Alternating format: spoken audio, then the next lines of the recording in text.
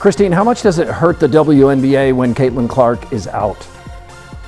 It is devastating to the WNBA when Caitlin Clark is out. I know a lot of us were expecting some sort of dip since Caitlin Clark has been out with injury, but I don't think all of us were expecting the entire viewership of the entire WNBA to be down. And this tweet from Christine Brennan really stuck out to me. She said one player gets injured and more than half the TV audience for the entire league disappears. Has any other athlete ever had that kind of impact on a sport? Golf without Tiger definitely dropped precipitously on occasion. The WNBA is spiraling into a financial freefall, helplessly witnessing its foundation crack without Caitlin Clark on the court.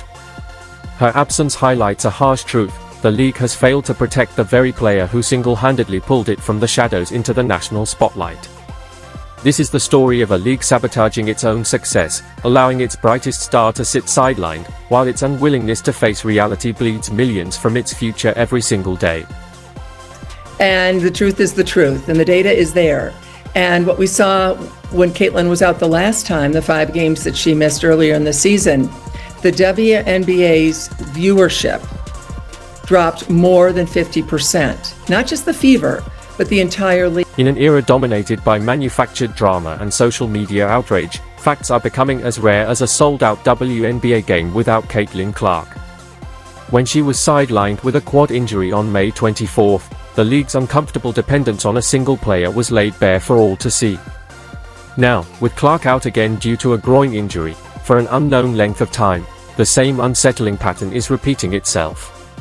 Injury jumped to her groin likely because of compensation, but the thing that you have to be careful of is if, say, you try to rush her back from this injury as well, then you're getting into this territory where a very serious injury can happen. That is what the Indiana Fever, that is what Caitlin need to avoid the best that they possibly can. So if it means that Caitlin is out for 3 weeks, if it means that she is out all the way through All-Star, then so be it. Nationally televised WNBA viewership has plummeted by a staggering 55%, with games featuring the Indiana Fever experiencing a 53% drop, falling from an average of 1.81 million viewers with Caitlin Clark on the court to just 847,000 without her. But here's where the story turns from concerning to downright absurd, predictably catastrophic for a league that stubbornly refuses to learn from its own mistakes. Went down. The WNBA ratings have dropped over 55% across the board. Hey, guess what, guys? The league is Caitlin Clark. The league is Caitlin Clark. She is the WNBA, guys. Sidelined with a left quad strain May 24th. National TV viewership has plunged since then 55%. Before the injury, the Fever, her team, were averaging 1.81 million viewers, almost 2 million. Since her injury, fewer than 850,000. While Caitlin Clark was out doing what she does best, packing arenas, shattering TV ratings, and generating record-breaking revenue, the WNBA stuck to what it does best, doing virtually nothing to protect its most valuable asset. Because apparently, when a single player is responsible for 26.5% of the league's total economic impact, the logical response is to let her be targeted relentlessly on the court, while the league hides behind lectures about basketball plays. News is alarming for the league, and it's alarming for the league because this is such a crucial year for the WNBA. At the end of this season, the WNBA will go into CBA negotiations. If negotiations go well, then every single player in the WNBA has a much better chance of making so much more in their next contract. And that's one thing when you start thinking about how many people stopped watching when Caitlin Clark got injured. A lot of people stopped watching because they are boycotting the WNBA. They don't want to give viewership to any other teams or any other players, whether they like other players on the team or not, because of how the media and the league itself has handled Caitlin Clark and how they have treated her. What's truly fascinating, and by fascinating, we mean absolutely maddening, is how this exact scenario has unfolded before, yet the WNBA remains stubbornly incapable of learning from its own history. This isn't the first time the league has watched ratings and revenue nosedive after its biggest star went down with an injury. It's like watching someone touch a hot stove, get burned, and then immediately do it again, while insisting they had no idea it would hurt. Really concerning about this is the fact that we are only a month into the regular season and Caitlin Clark has already been out with 2 injuries. With the first one being her having to miss some time with a left quad strain. Now, of course, this is concerning because if you're already on your second injury, you don't want to be that player that is always hurt. Cough, cough, Embiid, cough, cough, Anthony Davis. So I really do hope that the fever really sits her out right now for a while, only because you don't want her to have more long-term injuries and be. If you're enjoying this breakdown, don't forget to subscribe. The financial fallout has been swift and unforgiving. Ticket prices for Indiana Fever games have collapsed by 71%, with some plunging from $860 to just $250. The average ticket price across Clark's missed games dropped from $1,370 to just $80, a staggering decline that speaks volumes about who truly drives interest in this league. Road games that were moved to larger arenas to meet the overwhelming demand for Clark are now struggling to fill seats in venues that would have been sold out with her on the court. Take the Chicago Sky vs. Fever rematch, once one of the most anticipated showdowns of the season. Ticket prices tumbled from $210 to $95. This same matchup previously drew 2.25 million viewers, ranking among the most watched WNBA games in history. Without Clark? It's just another game that casual fans simply aren't tuning in to see.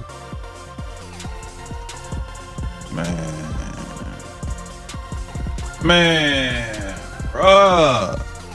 Congratulations to the WNBA. Your ratings are going to drop by 55 to 60% once again.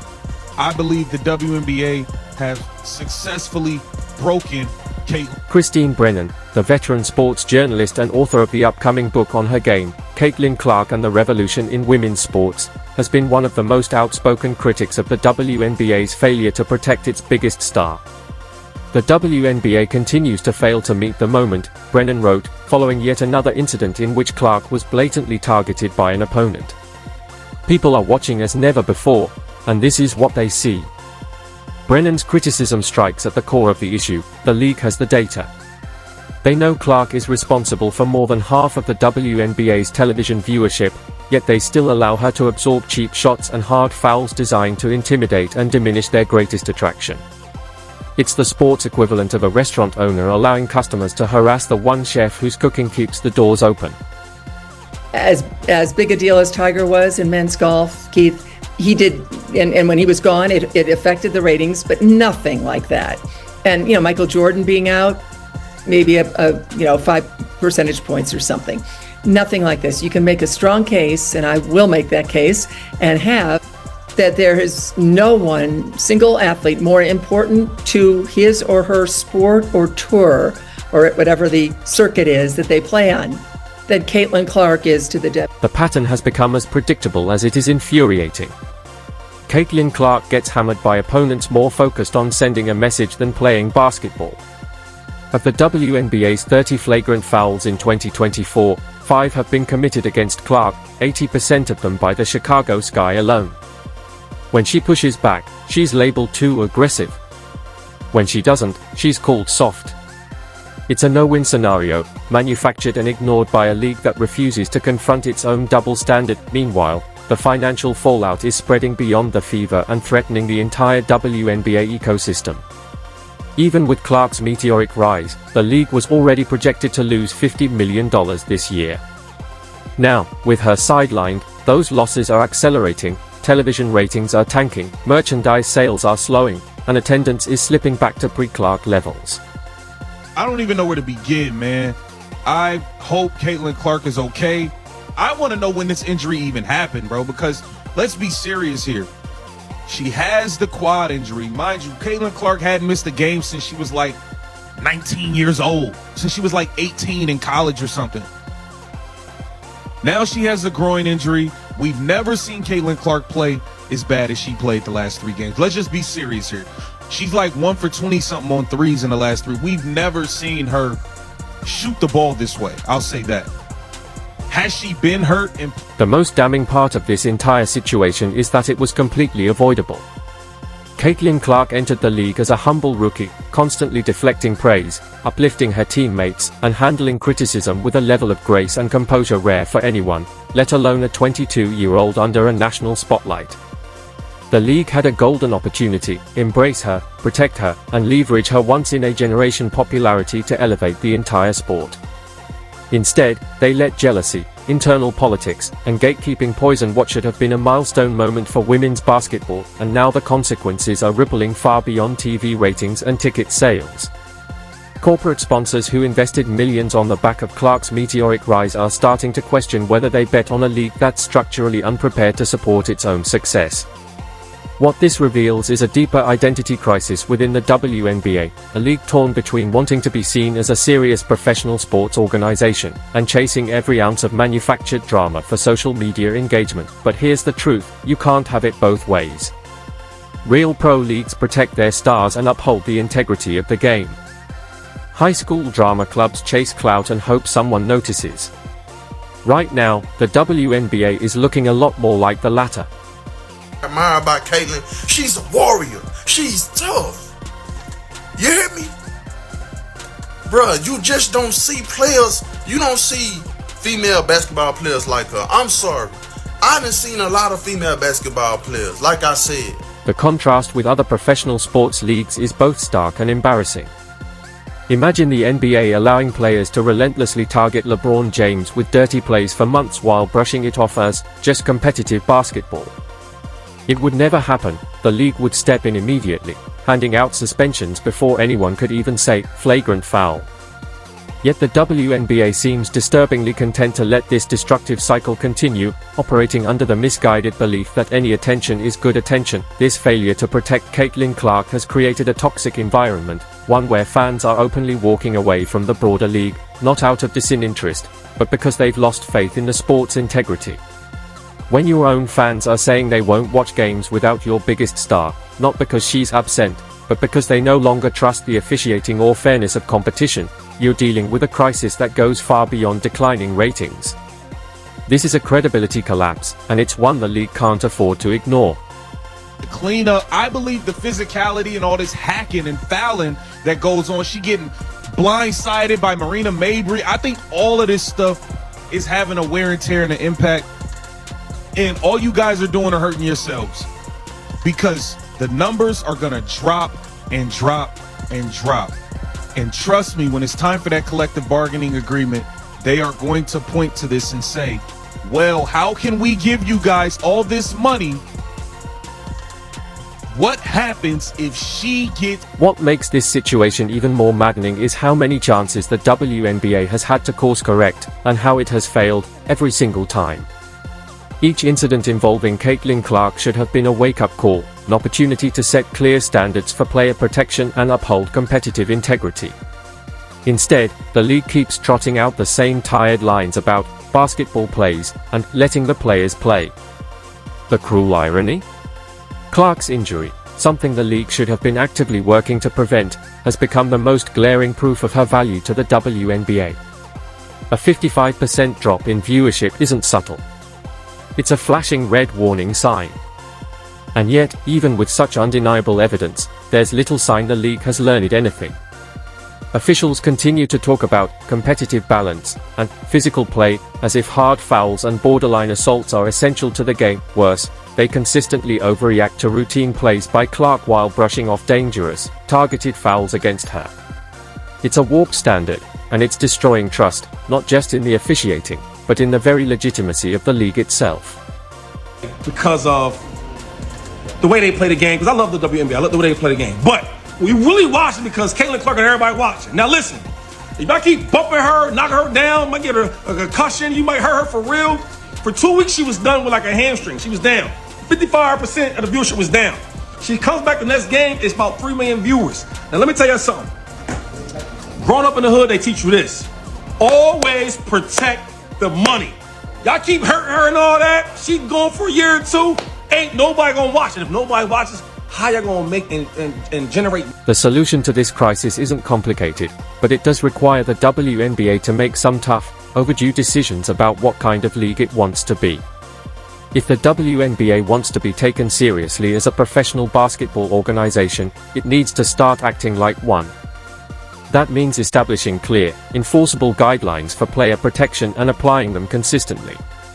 It means putting an end to the league's reliance on manufactured controversies and redirecting the focus to the actual game. Most importantly, it means recognizing that its biggest stars, especially the ones filling arenas and driving record-breaking TV ratings, deserve real protection from the kind of targeting and harassment that has no place in professional sport. The ongoing collapse in viewership, attendance, and revenue without Caitlin Clark on the court is a brutal wake-up call. The WNBA averaged just 555,000 viewers per game in her absence, well below last season's 670,000 average. These numbers don't lie. They represent a reversion to the pre-Clark era: empty arenas, low engagement, and games that barely registered outside the most dedicated fanbase. If the WNBA doesn't change its approach, it risks fading right back into that irrelevance, this time with no excuses left. What I saw walk into the game is what the media don't see. Thousands of kids. Wearing what, Gil? Kids. Huh? What were they wearing? Caitlin Clark jerseys. Were they Fever jerseys? Were they Iowa jerseys? Were they wherever she played? It was whatever she played. That's what was more impressive to me. It did that. It wasn't just it was Caitlin in the back. For her style of play. But her style of play. But it wasn't what we were. It wasn't adults. Right. It was parents bringing their kids and their friends. Them seats was kids filled. Right. And that's what they don't understand. They don't grasp that part of it. The most tragic part of this entire situation is that it never had to unfold this way. With proper protection and smart promotion, the WNBA could have used Caitlin Clark's unprecedented popularity as a launchpad for long-term, sustainable growth. Instead, they built a fragile house of cards, one that collapses the moment their biggest draw steps off the court. Until the league learns to protect and elevate the players who actually drive fan engagement, it will remain stuck in a cycle of boom and bust, where the interest of millions hinges on the presence or absence of a single star.